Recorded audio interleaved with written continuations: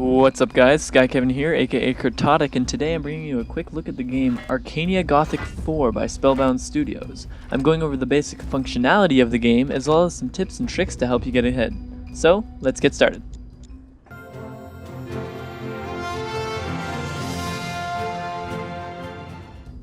This is Arcania Gothic 4, an action RPG where you play through a linear storyline while doing quests and leveling your character's stats and skills. You use the ASDF keys to move, the F button to sheath and unsheath your weapon, and the number keys to cast spells and use items. You can also attack with the left mouse button and do a rolling dodge with the right mouse button, or when you're standing still and holding the right mouse button, you will use a block. You've got your three main stats to worry about, which is health, mana, and stamina. Mana is only spent when casting spells, and stamina is only spent when using physical skills. The skill system in this game essentially works in the same tree for both stats and actual skills. There are really three different types of characters you can go with: an archer, a melee, or a mage. And as you get the skills in the tree, you have to add points to certain stat values to increase them. You'll eventually unlock a skill in that tree noted by the stars with a shield. There's a crafting system that essentially uses basic harvestable materials and turns them into consumable items like potions or even equipment like swords and bows. There is no set crafting skill or experience, so all you need is a recipe and all the materials and you'll be able to make the item that you want. This is the same for any type of forgeable or mined ingredients, and all you need to do is find it and you'll be able to collect it.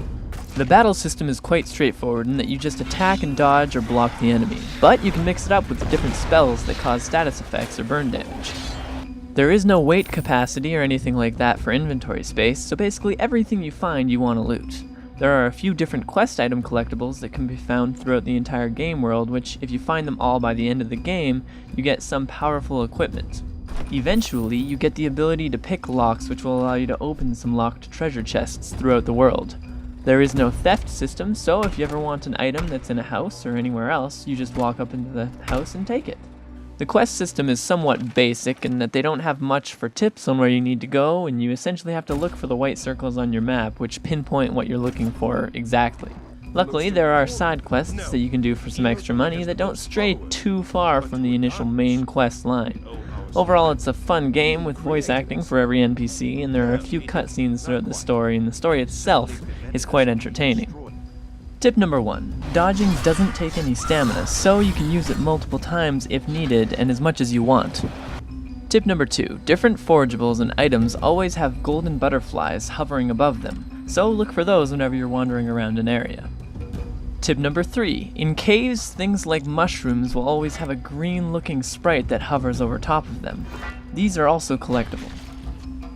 Tip number 4. When using a bow, headshots do more damage, especially with certain skills or certain bows. Tip number 5. Keep a good stock of bandages at all times. When you're out of battle, they're an extremely cheap way to heal up all your HP rather than waiting for it to regen or using your instant regen items. Tip number 6. If you want a challenge, play this game on Gothic difficulty. Most other reviews that I've seen on this game have been that it's much too easy and much too hack and slash.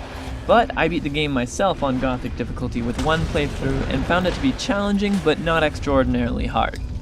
That's all for today, guys. If you liked it, click here to go to my channel, or click here to go to one of my previous lightning lessons. As always, I love to hear how these videos have helped you in any way, so leave a comment down below or like or favorite the video. As always, thanks for watching, and I'll see you next time.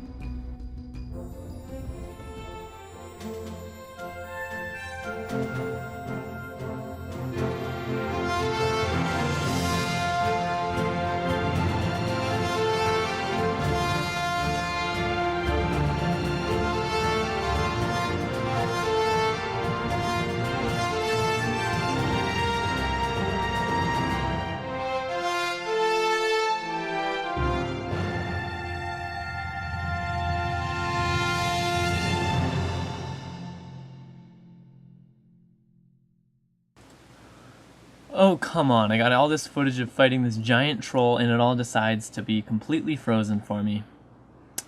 Just great.